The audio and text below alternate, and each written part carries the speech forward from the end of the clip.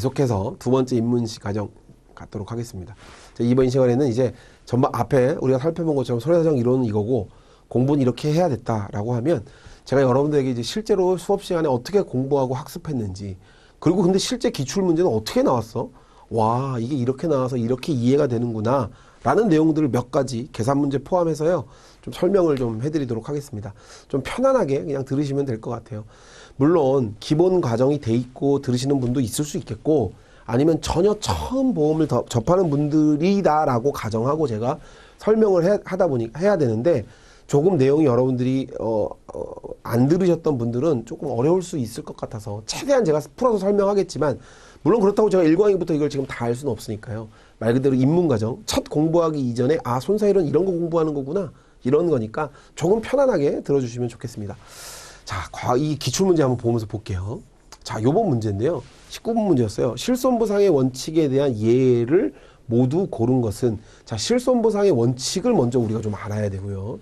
그럼 실손보상의 원칙의 예외도 알아야 돼요. 그럼 실손보상의 원칙은 왜 원칙이라 그랬으니까 뭐 이유가 있을 거 아니에요. 그럼 실손보상의 원칙, 같은 말로 표현되는 다른 단어들도 있는데요. 그런 게 왜 보험에 두고 있는지를 먼저 이해해야 해요. 제가 기본 강의할 때, 자, 이제 실손보상의 원칙을 설명할 때 했던 내용들을 이제 설명하겠습니다. 그럼 그 내용의 설명들을 보고 여러분들이 이제 답을 고를 수 있어야 돼요. 그러면 이거 답을 고르기 위해 이렇게 학습해도 됩니다. 실손보상의 원칙은 그 예외는 이렇게 타닥 찾아가도 되겠죠. 근데 그거는 이해가 아니라 말 그대로 문제 은행식의 공부잖아요. 근데 그거 만약에 꽈내면 어떡할 거예요? 돌려내면 그거 못 푼다니까, 그렇게 풀면. 손사이론은 진짜 그래서 그렇게 공부하는 게 아니란 얘기예요. 자, 그럼 이제 하나씩 설명을 한번 해볼게요. 실손보상의 원칙은 손해보상의 원칙이라고도 하고요. 이득금지의 원칙이라고도 합니다. 그러면 이득금지의 원칙, 말 그대로 이득을 금지하는 거예요. 손해보상의 원칙, 손해난 걸 보상하는 거예요. 실손보상의 원칙, 말 그대로 똑같아요. 실제 손해를 보상하는 거예요. 자, 그럼 보험회사의 원칙 같은 거죠. 어떤 원칙이냐면 보상의 원칙이에요. 그럼 보상의 원칙에서 실손, 여러분들 이해했듯 실손해만큼을 보상해야 된다 이거거든요. 손해만큼을 보상해야 된다 이거거든요. 이득이 생겨서는 안 된다라는 거거든요. 자, 같은 말이에요. 다 보험사가 돈 줄 때는 얘가 이득 생기면 안 된다 이거예요. 왜가 중요하겠죠. 보험은요, 우리가 이제 과정을 다 설명하겠지만 제가 이거 초보자들이라 생각하고 편하게 설명하면, 보험으로 돈 벌어서는 안 된다는 얘기예요. 돈 번다는 얘기는 뭐냐면 보험을 악용할 수 있는 여지가 생겨날 수 있다는 거예요. 그럼 다시 또 꼬리를 물어볼게요. 그럼 보험이 악용될 수 있나? 보험으로 돈 벌 수 있나? 네, 돈 벌 수 있어요. 왜냐하면 보험료 내는 것과 보험금 받는 거는 차이가 커요. 다시 나는 적은 금액을 내고 많은 보험료를 받게 돼요. 보험은 그래요. 왜냐하면 아까 첫 시간에 제가 설명했었는데, 나는 불확실한 게 싫어서 보험을 가입하는데요. 그래서 일정한 금액을 내요. 보험료. 그럼 보험료는 어떻게 측정될까요? 보험회사가 통계를 기준으로 산정하겠죠. 그러면 그 통계를 가지고 산정한 보험료를 내고 모아서 한 번 사고가 나면 그 사람한테 큰 금액을 준단 말이에요. 그게 우리가 이 생각하는 보험의 구조잖아요. 그러면 상식적으로 나는 작은 보험료를 내고 큰 보험금을 받게 되는 상황이 생겨요. 그런데 이게 이득이 될 수도 있단 말이에요. 실손해를 넘어서 보상하는 경우엔 문제가 될 수 있단 말이에요. 손해보상, 손해만큼 보상해야 되는데 그 손해보다 더 많은 걸 보상했을 땐 문제가 될 수 있단 말이에요. 이해 가나요? 무슨 말인지? 자, 그러면 다시 손해가 생겨났는데 실손해만큼을 받아야 되는 건 이 보험 제도를 운영하고 유지하기 위해서 반드시 해야 되는 거예요. 왜냐하면 보험이 도박화돼서는 안 되기 때문에. 보험이 도박화될 여지는 아까 제가 설명했듯 있어요. 이거를 우린 사행계약이라고도 말하고요. 그래서 여러 가지 파생되는 개념과 내용들이 생겨나요. 우리는 이제 그런 것들을 쭉 공부해 나갈 거예요. 그럼 문제에서 지금 실손보상의 원칙의 예외라고 했잖아요. 그럼 실손보상의 원칙은 있는데 그 구현하기 위한 구조적인 원칙들 이외에 예외적으로 실손보상 원칙을 어겨도 되는 게 있다 이거잖아요. 다시 더 줘도 되는 게 있다 이거잖아요. 그럼 실손보상의 원칙은 왜 생겼다 그래서 제가 도박화를 방지하기 위함이란 말이에요. 사행계약, 더 많은 금액들이 지급하기 때문에 그거를 주면 안 된단 말이에요. 그래서 실손보상의 원칙을 구현하기 위한 제도들도 있고, 실손보상의 예외적인 제도들도 있는 거예요. 이해됐죠? 무슨 말인지. 그러면 저는 공부할 때 뭐 여러분들하고 강의하게 되고 실제로 그렇게 수업을 하면 원칙을 일단 쭉 설명합니다. 실손보상의 원칙은 이런 거고 지금 제가 설명해 줬잖아요. 그 원칙을 구현하기 위한 제도들이 있고요. 예외도 설명할 거예요. 그럼 하나씩 살펴볼까요? 어떤 제도들이 있냐면 뭐 필기하거나 이러지 않으셔도 돼요. 그냥 편하게 들으면 돼요. 이제 우리 인문과정이잖아요. 인문과정. 여러분들이 이런 거 공부할 거다. 윤석열 강사가 손해사정 이론을 수업하면 아 제가 저런 얘기를 하는 거구나. 그리고 내가 공부하고 맞춰야 되는 건 아 이걸 공부해서 이렇게 맞추는 거구나. 이렇게 이해하면 돼요. 제가 사실 뭐 이렇게 판서를 막 하면 좋은데 이게 온라인이라 판서가 쫙 나가진 않아요. 제가 기본 강의를 수업하면 그냥 쭉 판서를 합니다. 예, 근데 지금은 온라인이니까 좀 그렇게 좀 제약이 있으니까 제가 다 말로 설명하려니까 조금 힘든데 제가 일단 말로 최대한 풀어서 여러분들에게 설명할게요. 첫 번째 손해보상의 원칙은 피보험 이익이 있어요. 피보험 이익. 이 피보험 이익을 아주 쉽게 설명할게요. 이 용어의 그냥 정의 자체는 보험의 목적에 대해 갖는 경제적 이해관계 이렇게 말하고 있는데요. 보험의 목적에 대하여 갖는 경제적 이해관계 이렇게 말하면 좀 어렵죠. 그럼 이렇게 이해하면 쉬워요. 피보험 이익은 손해 볼 수 있는 사람만 보험 들어라 이거예요. 다시 한 건물에 화재 보험을 가입하는데 지나가던 사람이 보험을 가입할 수 없어요. 다시 말하면 그 건물의 이해관계, 그 건물로 손해가 생겨질 수 있는 사람이 보험을 들어라. 이게 피보험이에요. 이거 물론 제가 강의하면 더 디테일하게 설명하겠지만 다시 말하면 그걸로 인해서 그 보험의 목적으로 내가 손해볼 수 있을 수 있는 사람이 보험 가입하는 거예요. 그럼 대표적으로 누가 있을까? 그 임차인들이 임차 계약 맺으면서 화재보험, 내 건물에 들어가서 막 인테리어도 하고 했을 텐데 화재보험 계약 맺을 수 있을 거고요. 건물 주인도 화재보험 계약 맺을 수 있겠죠. 왜? 건물 화재 나면 나 손해 생기는 거 아니에요. 건물 주인은. 자, 얘네들은 보험 가입할 수 있는데 지나가던 사람이 윤석열이 저거 불날 것 같은데 곧? 와, 나 저기다 들어야겠다. 이거 뭐 도박이지. 로또지. 그렇게 할 수 없다는 거예요. 자, 그럼 피보험 이익이 좀 이해가 되나요? 경제적 이해관계 있는 자가 보험 들 수 있다라는 원칙을 말하는 거예요. 자, 이건 뭐예요? 보험이 도박화되면 안 된다잖아. 다시 아까 얘기했듯 실손보상의 원칙이 뭐였어요? 보험이 도박화되면 안 되잖아요. 실손해만큼 줘야 되잖아요. 자, 그럼 피보험 이익의 원칙의 개념을 이해하면 뭐예요? 경제적으로 이해관계 있는 사람만 들어라. 실손보상의 원칙을 구현하는 제도죠. 이해가나요? 무슨 말인지? 자, 제가 이런 내용들을 좀 디테일하게 설명합니다. 기본 강의 시간 때는.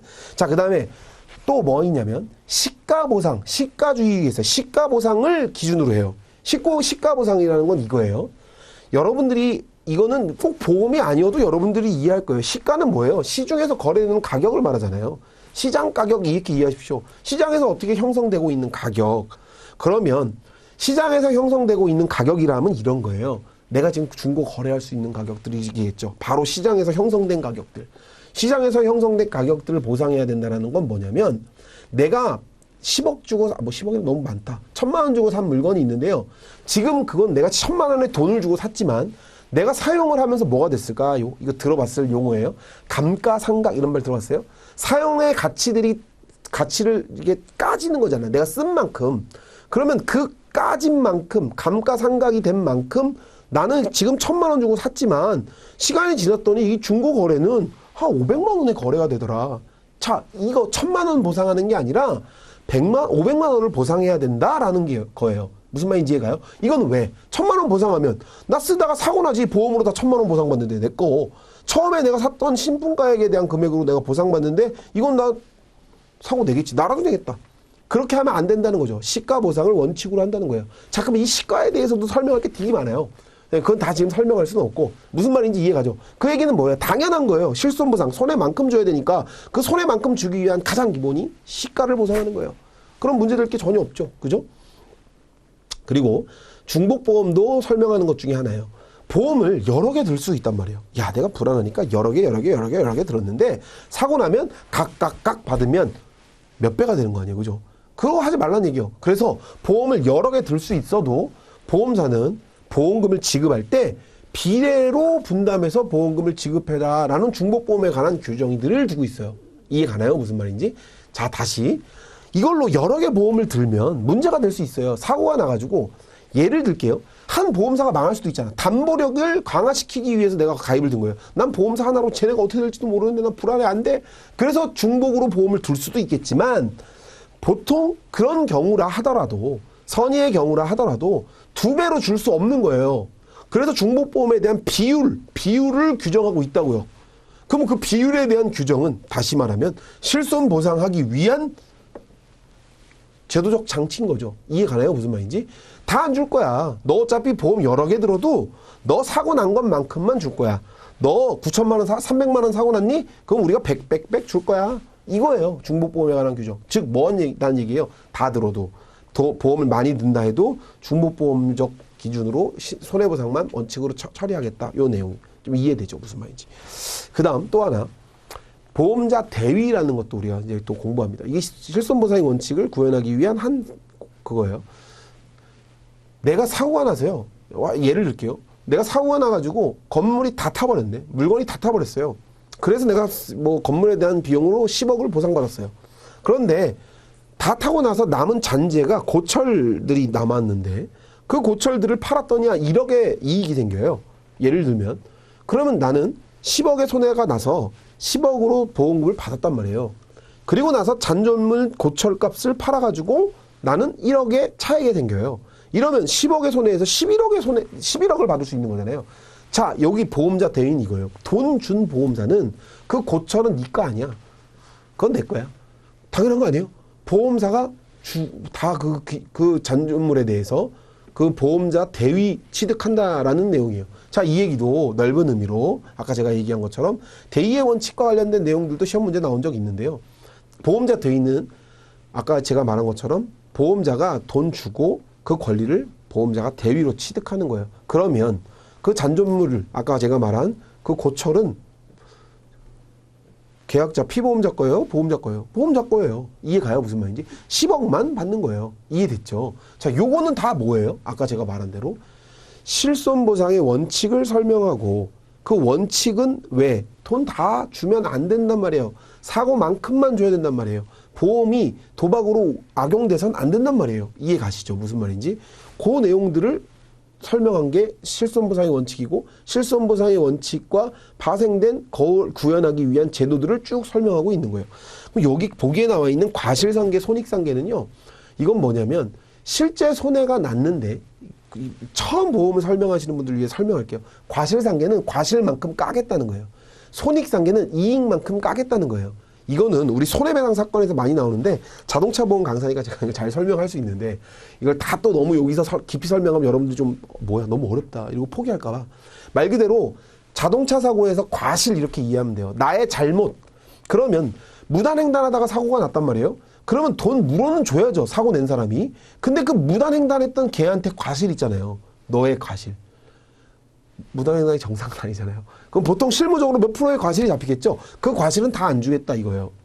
그리고 손익상계는 사고로 너가 이득 얻을 게 있다면 사고로 인해서 네가 또 이 사고로 네가 보상받는 것 말고 네의 이득을 취하는 부분이 있다면 그 이득 부분들도 우리는 뺄게. 이게 손익을 상계하겠다는 얘기예요. 자, 이것도 실손보상의 원칙을 실현하기 위한 제도적인 장치들이에요. 이해됐죠? 그럼 지금 문제는 뭐였어요? 예외잖아요. 막 이렇게 장치들을 이해하고 거기에 해당되지 않는 예외 사항을 골라도 되고요. 저는 이제 기본 강의 시간 때 예외를 설명하죠. 정답은 대체 비용하고 기평가 보험인데 제가 지금 설명 안 한 내용들이 여기 두 개가 있는 거잖아요. B하고 E에 있는 내용들인데 실제로 실손보상의 원칙의 예외도 설명을 합니다. 자, 그럼 우리 아까 좀 얘가 한 결로 쪽 읽어야 된다고 했으니까 실손보상의 예외라 함은 실손보상을 하지 않아도 되는 건데 다시 실손보상의 원칙은 도박을 방지하기 위한 건데 실제 손해만큼만 주는 건데 실손보상의 예외는 그러면 실제 손해보다 더 준다는 얘기 아니에요. 더 줘도 문제가 되지 않기 때문에 실손보상의 예외를 두고 있는 거예요. 그럼 실손보상의 원칙에 예외가 되는 내용을 제가 한번 지금 설명을 해볼게요. 일단 첫 번째 대체 비용 보험은 신가보험이라고도 해요. 신가보험이라고도 하고, 이건 대체 비용 보험은 제가 설명하는 가장 기본이 되는 부분들 중에 하나가, 우리 이건 상법의 신가보험으로 되어 있는데, 이렇게 한번 설명해 볼게요. 여러분들이 통상적으로, 상식적으로 15년 된 차의 가격이 형성돼 있죠. 그럼 15년 돼 있는 가격의 차는 사고가 빵 나요. 그럼 사고가 빵 났을 때 정해져 있는 금액을 기준으로, 그 정해져 있는 금액도 있긴 하지만 가장 여러분들이 쉽게 아까 설명한 것처럼 시가가 있을 거 아니에요. 시가. 형성되고 있는 가격이 있을 거 아니에요. 시장가요. 가격. 그거를 줘야 실손보상의 원칙을 실현하는 거잖아요. 그쵸? 그런데 이 신가보험은 새 비용의 가격을 줘도 도박화가 되지 않으면 새 가격을 줘도 된다는 얘기예요. 지금 예를 들어 볼게요. 여러분들이 전손이 아닌 분손이라고 이해합시다. 전손은 다 탄 거, 분손은 일부가 탄 거. 그러면 차로 얘기를 들어볼게요. 15년 된 차인데요. 사고가 빵 나가지고 백밀러가 깨졌어요. 양쪽 사이드 밀러가 깨졌다고 가정합시다. 그럼 사이드 밀러를 가려면 이 사이드 밀러의 시가를 보상해야 되는데 이게 단종돼서 나오지도 않아.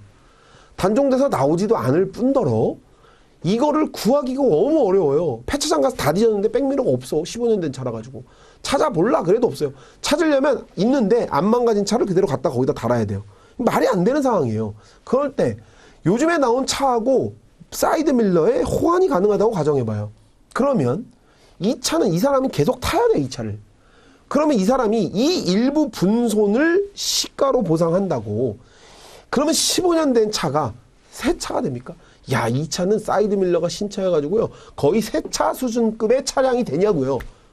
그럴 가능성이 없다는 얘기예요. 도박화될 여지가 거의 없어요. 이해되나요? 무슨 말인지? 이러한 부분들이 있다는 얘기예요. 이런 경우에는 일정 부분, 어떤 부분들, 모든 경우가 그런 건 아니겠죠. 지금 한 예를 든 것처럼 이렇게 어떤 부분, 한 부분에 있어서는 신가로 대체 비용으로 처리를 해줘도 전혀, 그러면 계산상으로 따지면 감가상각된 비용보다 더 주는 거잖아요. 신품을 주는 거잖아. 신품 금액을 주는 거잖아요. 이 경우에는 실손보상의 원칙을 어긋나는데도 도박화될 여지가 없다는 얘기예요. 이해 가나요? 무슨 말인지? 그래서 예외적인 제도로 두고 있다는 얘기예요. 이해 가시죠?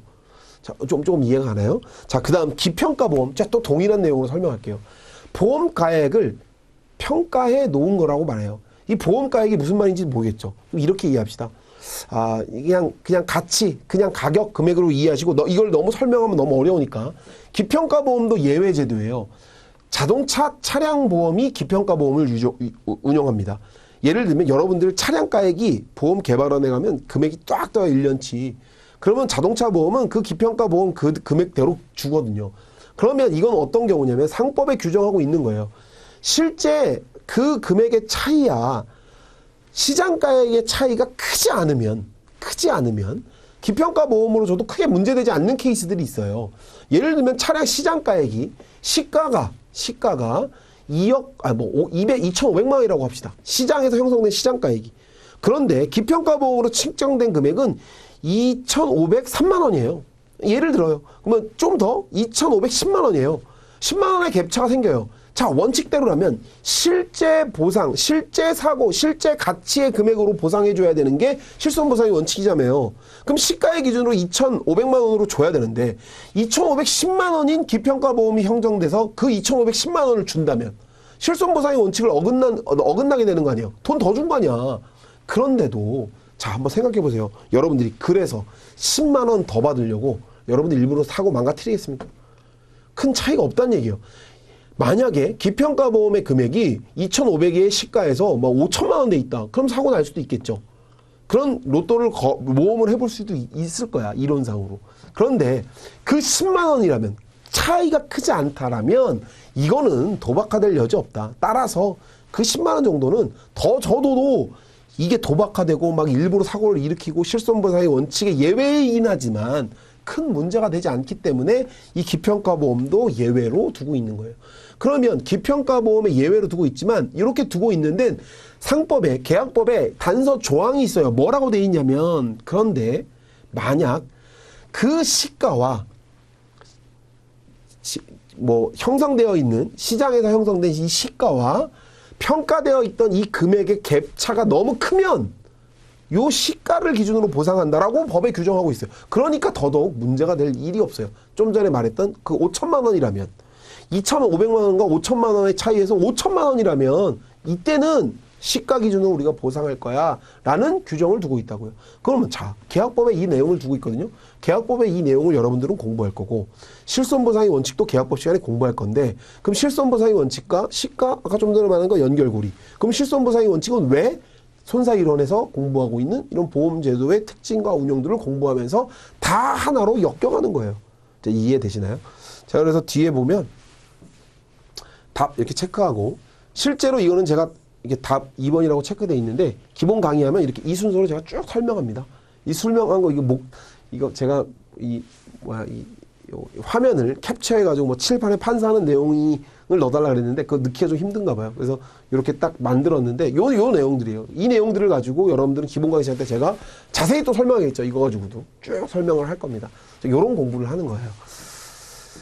자, 또 하나 볼까요? 자, 이거 계산 문제인데요. 이거 어렵지 않아요. 이건 되게 쉬운데. 자, 계산 문제는 반드시 시험에 나와요.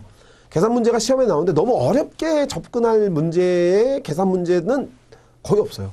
산수에 가까워요. 지금 이거 여러분들 풀면 이거 이거 되게 쉽네. 나 해보겠네. 막 자신감 막 올라갈 수도 있어요. 자, 문제 한번 읽으면서 한번 볼까요?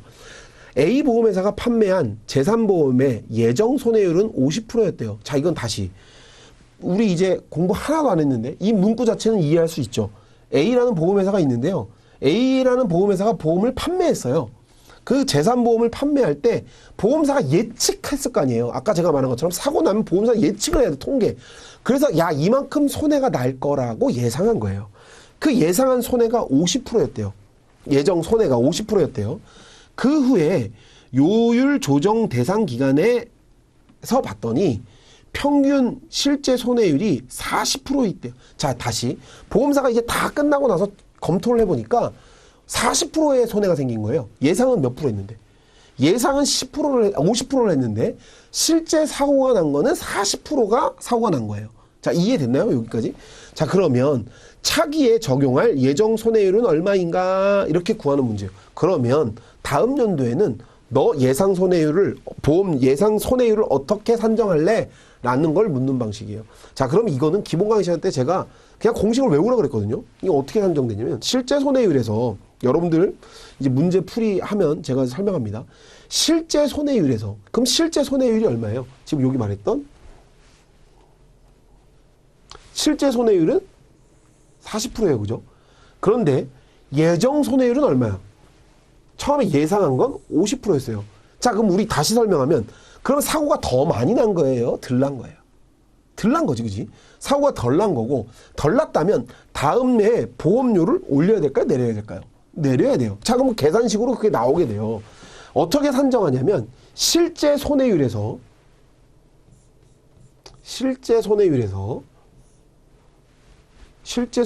예정 손해율을 뺍니다. 그럼 실제 손해율에서 예정 손해율을 빼보세요.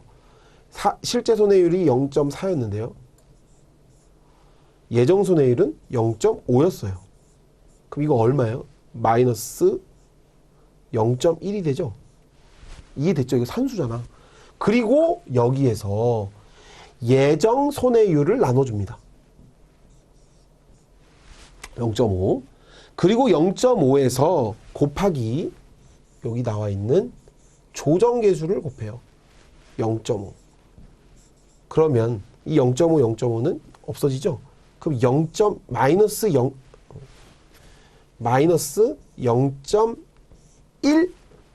마이너스 0.1을 적용하는 거예요. 다음 연도에. 그러면 실제 0.1은 10%잖아요. 이 산수로 말하면 10%잖아. 마이너스 10%잖아. 그럼 마이너스 10%를 깎아야 된다는 얘기예요. 그럼 원래 우리가 정해진 예정 손해율이 얼마였는데? 50%. 그럼 50%의 10%는 얼마예요? 여기서 40%가 되면 안 되지. 50의 10%.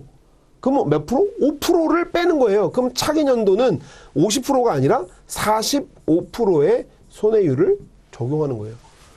예정 손해율은 그러면 45%. 이해됐나요? 정답 45%. 이렇게 푼 거예요. 그리고 풀이 과정 제가 설명한 대로 실제 손해율에서 예정 손해율을 빼고 예정 손해율로 나누고 0.5를 곱하는 건데 이 0.5는 아까 나와있던 조정계수를 말하는 거예요. 조정계수 0.5. 그럼 보통 조정계수는 어떻게 줄까요? 0.8이 나오기도 하고요. 0.9를 주기도 하거든요. 그러면 요게 여러분들 한번 상식적으로 눈치 빠르신 분들 생각해 보세요. 예정 손해율과 이 조정계수는 똑같을 거예요. 왜냐? 그래야 이거 까지니까. 자, 이렇게 상식적으로 이해하면 돼요. 그리고 실제 기출되는 거 보면 조정계수가 0.8일 때는 예정손해율이 0.8이었고요. 조정계수가 0.9일 때는 예정손해율이 0.9였어요. 그래야 계산이 편하니까. 여러분들 그 정도의 산수 정도의 문제가 출제가 된다. 계산 문제 이렇게 보니까 어렵지 않죠. 풀이할 수 있단 말이에요. 충분히. 저랑 이런 거 공부할 거고요. 계산 문제는 뭐 이론의 내용을 뭐 어렵게 이해할 필요는 없어요. 요 정도만 이해하고 넘어가면 되는 거예요. 자, 또 하나 볼까요? 자, 손해사정 업무의 검정 업무에 해당하는 것은 자, 이게 우리 아까 공부했던 처음에 말했던 손해사정의 이름하고 가장 비슷한 문제예요. 말 그대로 조사하고 결정하는 거. 결정은 뭐예요? 보험금을 어떻게 지급할지, 지급 방식을 어떻게 결정할지를 결정하는 업무를 말하는 거고, 조사는 말 그대로 사고가 어떻게 났는지를 조사하는 업무란 말이에요. 그래서 그와 관련된 문제도 이것도 일일이 하나하나 조사 업무는 그리고 결정 업무 해당하는 검정 업무와 에 해당하는 부분들은 정산 업무에 해당하는 거는 이렇게 적을 이유가 없어요. 그렇게 암기해도 되는데 그냥 통으로 쭉 이해하면 아주 쉽게 풀 수 있어요. 한번 생각해 볼게요. 저는 기본 강의 시간에 하는 걸 그냥 간략하게 여러분들에게 얘기할게요. 여러분들 혹시 보험금 청구해 보신 분들이 있으면 보험금 청구 기준으로 이해해 보시면 돼요. 자, 한번 그냥 다 처음 접한다 생각하고 한번 제가 설명을 해 보겠습니다. 자, 여러분들 아니면 사고 접수라고 해도 되고요. 상관없어요. 일단 여러분들이 보험을 가입한 상태에서 발생되겠죠.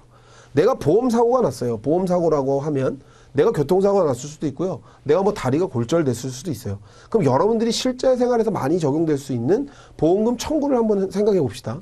내가 만약 다리가 골절돼가지고 병원비를 보험회사에 청구했단 말이에요. 그러면 그 다리가 골절됐을 때 보험회사의 과정들을 보면 이 문제를 이해할 수 있어요. 다시 내가 교통사고가 났어요. 그리고 내가 교통사고가 나서 보험회사에 접수했을 때 보험회사가 처리하는 과정을 보면 이 문제를 풀 수 있다는 얘기예요.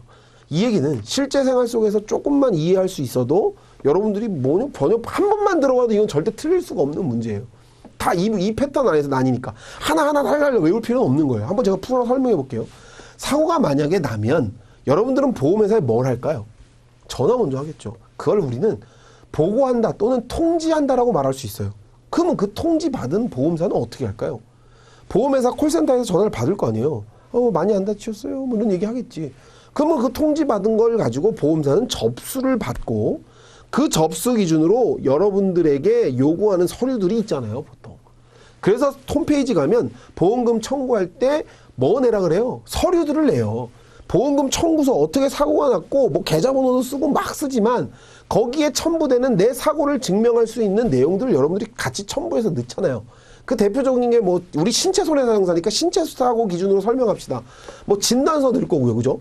뭐 수술 기록지, 뭐 입퇴원 확인서, 뭐 아까 암 얘기했으니까 뭐 암 진단금이면은 뭐 조직 검사 결과지, 뭐 이런 거 다 넣으라 그래요. 그럼 그거 넣어서 보험사가 뭐 할까요? 받고 나서 일단 1차적으로 걸르겠지. 야, 이게 유효한 보험계약인가? 이 사람 보험기간 제대로 냈나? 보험료 잘 유지되고 있는 거였나? 그리고 이게 보험금 지급 대상이 되나라는 걸 일단 보험사는 서류로 검토할 거예요. 이해됐죠? 이게 보험사의 서면 조사하는 과정이겠지. 그 다음에 보험사가 볼 때, 야, 이거는 한번 확인을 해봐야 되겠는데? 만약 문제가 없어요. 아, 이거 우리가 지급하는데 문제가 없다. 그럼 보험사는 조사를 마쳤지. 뭐로? 서류로. 그리고 보험금을 청구하면 그 청구 들어온 걸 기준으로 보험금을 지급하면 끝. 그런데 그런 것만 있는 건 아니잖아요. 현장에서 조사해야 될 사고가 있을 수도 있어요.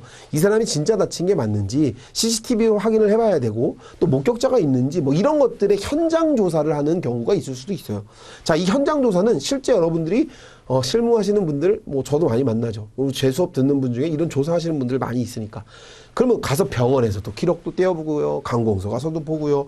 여러 가지 서면 조사의 절차들 이후에 현장 조사의 절차들도 갈 거예요. 자, 그럼 뭐야? 계약 사항도 확인하고 서면 조사하고 그 다음에 서류로 현장에서 조사할 수도 있는 거예요. 그 다음에 뭘 할까요? 현장 조사를 다 끝내고 그거 조사하잖아. 이제 이 담당자가 결정을 하겠죠. 야, 조사를 끝내고 나니까 이 사람 손해액이 이만큼. 한 5천만 원 줘야 될 것 같고, 또는 얼마 줘야 될 것 같고, 조사를 본토하고, 아니면 이런 판단도 내릴 수 있는 거예요. 이거 우리 지급 대상이 아닐 수도 있을 것 같은데? 라는 판단도 내릴 수 있겠죠. 요런 과정들을 다 조사 과정을 거친 다음, 그러면 손해액은 이만큼이겠다. 산정하겠지. 그 다음 뭐 하냐면 그때부터 정산 업무가 들어가요. 정산 업무는 뭐예요? 말 그대로 돈 주는 거예요. 돈 주는 거. 돈 주는 업무뿐만 아니라 돈 받아오는 업무. 돈 받아오는 업무는 또 설명할게요. 돈 주는 업무는 뭘까요? 야, 그래서 얘한테 돈 얼만큼 지급해야 돼. 지급을 결정하는 거예요, 이제. 돈 줘야 되니까 지급 결정. 그 돈 지급 결정뿐만 아니라 돈 지급하는 방법도 결정해야 돼요. 야, 이걸 일시금으로 줄지, 연금 형식으로 줄지. 그리고 뭐 지급한 기준을 뭐 누구에게 지급을 하게 될지, 뭐 피보험자를 다 확인해야 되는 것들이 있겠죠. 또 생명보험이라면 보험 수익자도 누구에게 지급할지에 대한 내용들, 방법, 이런 정산하는 과정들의 업무. 그럼 다시 이렇게 조사하는 과정의 업무를 검정 업무라고 하고요. 이렇게 지급하는 업무를 정산 업무라고 그래요. 그럼 이 문제는 매년 출제되는 거예요. 다음 중 검정 업무에 해당하는 거, 조사하는 업무에 들어가는 게 뭐냐? 자, 보험금 지급 결정. 이거 뭐예요? 정산하는 업무예요. 보험금 지급 방법 결정, 정산 업무예요. 손해액 확인 및 산정, 이건 뭐예요? 정산 업무 같지만 손해를 확정하는 것까지 어디라고 했어요? 손해 확인하고 보험금이 얼마가 될 거다라고 손해액을 산정하는 과정은 조사 과정이에요. 이거 시험에 많이 나오지. 그리고 구상 업무, 이게 아까 제가 얘기했던 보험사가 돈 받아올 것도 정산 업무라고 했는데, 돈 지급하는 것뿐만 아니라 돈을 지급한 이후에 받아올 애들이 있어요. 예를 들면 아까 제가 얘기했듯 잔존물에서 그 화물 받아오듯 사람에게 그 돈을 받아와야 되는 부분들도 있을 수 있다고요. 한 예를 들면 사고가 났어요. 교통사고가 나가지고 보험사가 돈 줬는데 이 사고의 원인을 봤더니 나 말고, 우리 피보험자가 사고 낸 것 말고 여기 끼어들었던 사람도 잘못이 있는 거예요. 그럼 이 잘못 있는 사람한테 이 물어준 비율을, 과실의 비율에 따라서 구상해오는 업무들이 있거든요. 이거를 구상 대위 업무라고 그래요. 이것도 정산 업무에 포함시킵니다. 자, 시험에 너무 많이 나오고요. 아주 많이 나오는 건데, 이거를 막 일일이 하나하나 구분해서 하지 말고 전체적으로 보험 이렇게 이루어지는 과정을 이해한 다음, 이 부분은 어디구나. 돈 받아올 때는 정산 업무, 조사 업무는 검정 업무구나 라고 비교하면서 전체적인 이해를 기준으로 풀어가면 됩니다. 자, 지금 여러분들이 보고 있는 문제는 뭐 제가 만든 게 아니고요. 실제 출제된 기출 문제예요. 그러니까 자, 여기 나왔죠? 손해액 산정 및, 매번 출제되는 문제예요. 이거 진짜 많이 나와요. 그래서 검정 업무는 조사하고 손해액을 확인하고 산정하는 것도 검정 업무고, 보험금 지급액, 얼마를 지급할지 지급 방법, 이제 구상권 행사하는 내용들 또한 이거는 정산 업무에 해당됩니다. 자, 이거 마지막 문제인데 요거까지만 우리 한번 보고 우리 입문 과정을 마칠 텐데, 이 문제도 매번 아주 많이 출제되는 문제예요. 근데 이거를 또 그냥 계산으로만 접근하지 마시고, 계산으로만 가도 되지만 이거 왜 두고 있는지, 이거의 이론적인 문제들도 출제되기 때문이에요. 자, 문제 한번 읽어볼게요. 자, 피보험자 A는 보험 금액이 2천만 원인 보험에 가입 후 보험 기간 중 발생한 한 건의 보험 사고로 300만 원에 해당하는 손실을 입었다. 손해가 생겼다는 얘기예요. 다음과 같은 두 가지 보험 공제 조건 아래 보험자가 보상해야 할 금액은 각각 얼마인가? 자, 이거 문제 그냥 풀이 속에서 사고가 났는데 이 사람이 일정한 뭔 특약을 든 것 같아요. 그죠? 뭐 특약이라고 말하면 어떠한 조건을 두고 보험을 가입한 거예요. 두 가지를 나눠서. 그럼 여기 나온 디덕터블 써 있죠. 보험 공제가 뭔지를 일단 좀 알아볼게요. 제가 기본 강의 때한테 설명하는 거니까. 보험 공제는 말 그대로 여러분들 공제한다 들어봤죠? 이게 해석이 이거예요. 근데 깎는데 다 안 주겠다요. 그럼 다 안 주겠다라는 건 보험회사가 왜 다 안 줄까도 한번 생각해 봐야 돼요. 일정하게 공제액을 두는 취지가, 이렇게 보통 우리가 많이 따지는데 왜 공제액을 둘까요? 일단 가장 큰 첫 번째는 보험료가 조금 저렴해질 거예요. 왜? 공제 다 안 주니까요. 일정 부분 다 받으면 다 나오는 비용보다 덜 주니까 보험료의 할인의 효과가 있잖아요. 자, 다시 설명해 볼게요. 여러분들 자동차 보험 가입하면 음주운전, 무면허 운전 뭐 이런 거 하면요, 내가 내야 되는 금액이 있거든요. 그리고 내가 내는 비용뿐만 아니라 보험사가 다시 말하면 이 부분은 너 안 줄 거야. 네가 내, 이거예요. 그러면 이 부분들로 둠으로써 뭐가 생겨나냐면 보험사가 그 부분까지 돈을 다 줬을 때는 보험료를 더 많이 걷어야 돼요. 근데 공제 조항을 두는 이유는 일단 보험료가 싸져요. 왜? 일정 부분 보험사가 안 물어주니까. 이해했나요? 무슨 말인지?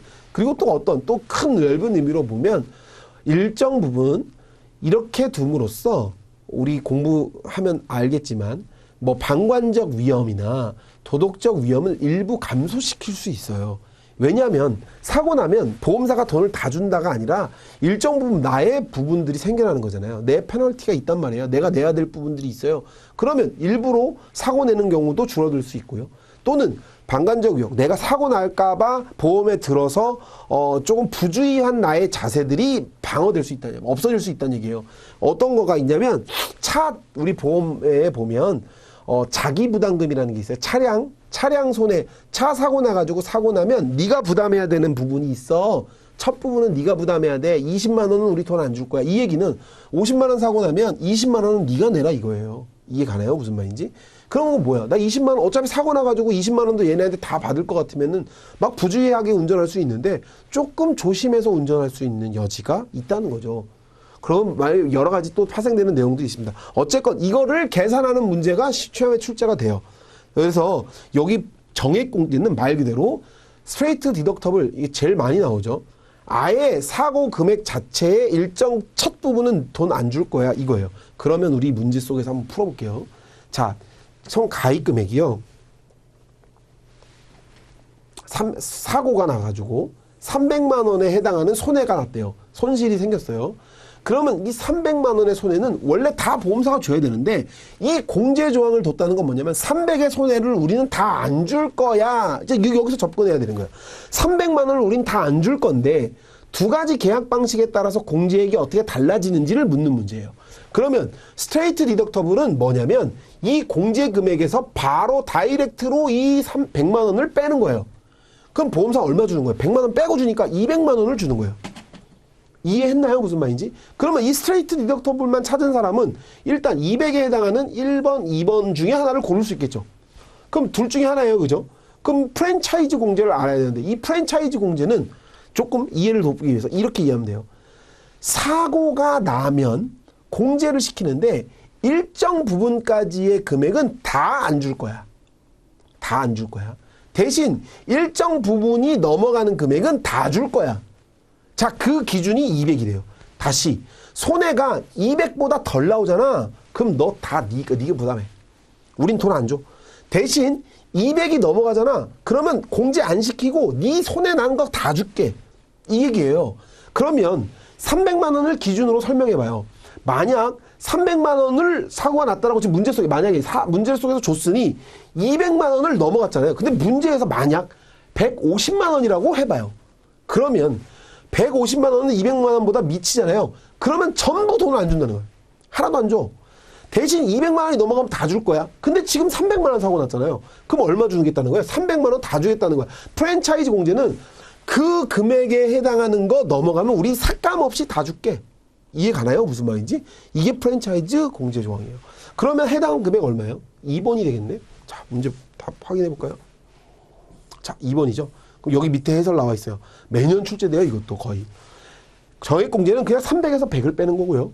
프랜차이즈 공제는 300 넘으면 전액. 300이 아니지. 200이잖아. 200. 200 넘으면 전액인데 그 200 넘으면 전액인데 지금 얘는 300이니까 300만 원 지금. 이해되죠, 여러분? 참 어렵지 않아요. 풀 수 있고요. 그리고 그 푸는 과정을 저랑 같이 해 나갈 거고요. 그냥 답만 찾는 게 아니라요. 전체를 이해하면 답은 찾아져요. 찾아지니까 여러분들 지금 몇 문제 안 풀어봤죠? 한 네 문제 풀었나요? 네 문제 어때요? 이게 시험에 아주 많이 나오는 문제들의 유형들이에요. 아주 상습적으로 나오는 문제들인데 상습적으로 나오는 문제들만 맞춰도 이런 문제가 몇 개 있다? 20개 이상 있다. 그러면 충분히 60점, 70점 맞을 수 있다. 물론 어려운 문제들은 제끼라 그랬잖아요, 제가.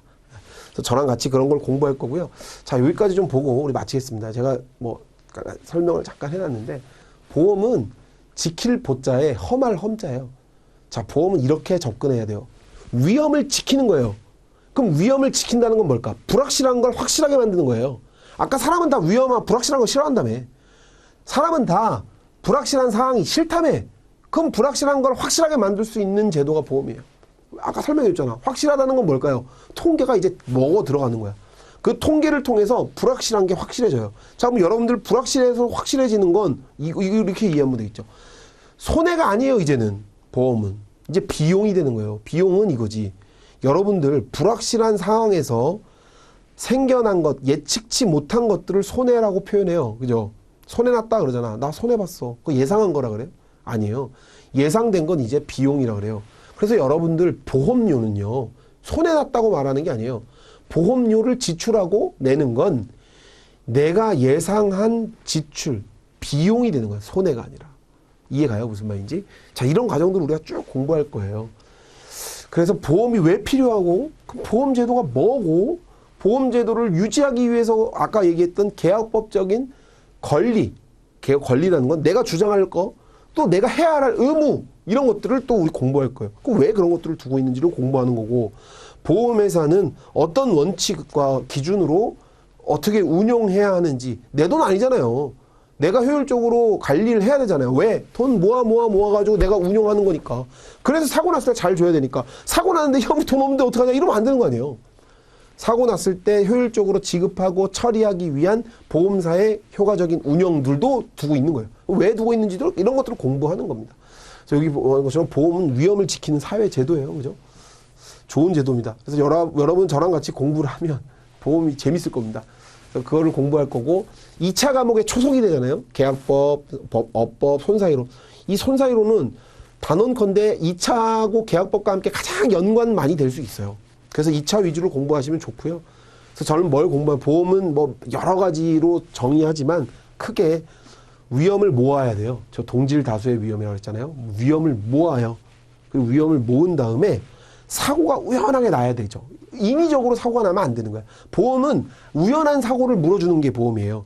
막 인위적인 사고 도박화되면 안 되잖아. 그래서 보험은 인위적인 사고, 고의 사고는 돈 안 줄게 라고 보험 계약법에 규정하고 있는 거예요. 왜? 우연한 사고가 나야 뭐가 맞냐면 아까 제가 말했는데 통계가 맞아져요. 통계가 맞아야 예측치가 맞다는 거잖아요. 예측치가 맞아야 보험사가 효과적으로 효율적으로 운영할 수 있는 거예요. 야, 예상했을 때 100집 중에 한 집이 불에 타야 되는데 그게 맞아져야지 운영이 가능한데 100집 중에 10집이 막 타면 효과적인 운영이 불가능하죠. 당연한 거 아니에요? 그래서 인위적으로 사고를 막 일으키면 안 돼.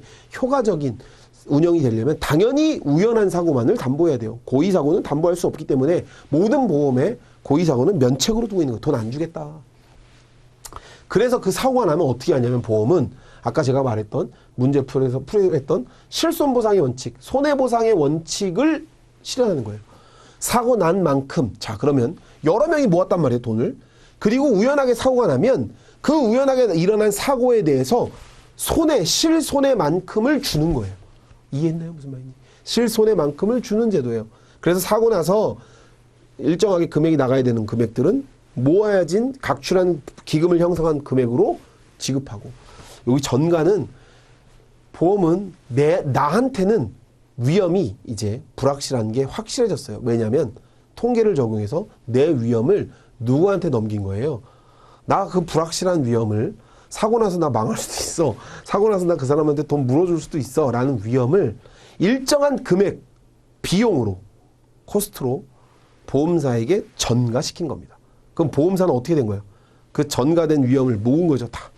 다시 말하면 보험사한테 전가한 것 같지만 더 정확하게 말하면 다른 계약자들하고 품앗이한 거예요. 다른 계약자들끼리 모은 거예요. 모은 거. 이해가나요? 무슨 말인지? 이런 것들을 우리가 공부할 거고요.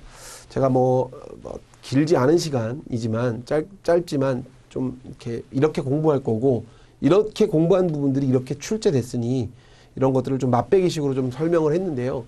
저랑 같이 2년이 돼서 저희 이페스 손사와 같이 또 공부를 한다 그러면 더 재밌고 제가 사실 되게 좀 유쾌합니다. 재밌는데 사람이 없어가지고 제가 조금 이렇게 텐션이 많이 낮춰진 상태로 지금 설명을 했습니다. 조금 재밌고 지루하지 않게 보험이 이렇게 재밌구나. 그래서 학문적으로도 여러분들이 할 건 아니지만 합격을 위해서는 충분한 제가 내용과 설명들을 할 거고요. 학습 통해서 2차 시험까지 꼭 합격해서 합격의 영광을 저희 이페스 손사와 함께 누렸으면 좋겠습니다. 다음에 우리 기본 강의로 만날 수 있었으면 좋겠습니다. 감사합니다.